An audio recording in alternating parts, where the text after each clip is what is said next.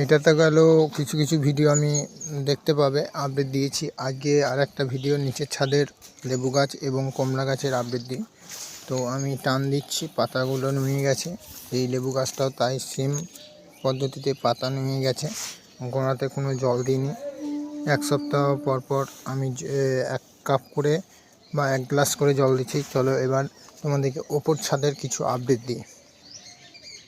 তো চলে এসেছি ওপর ছাদে, আর ওপর ছাদের ড্রাগন গাছগুলো দেখো কি সুন্দর রূপ নিয়েছে।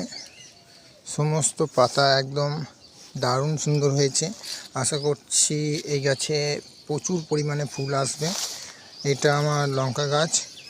তো এটা যাই হোক, কোনো একটা রোগের কারণে এটা ফলন কম হচ্ছে।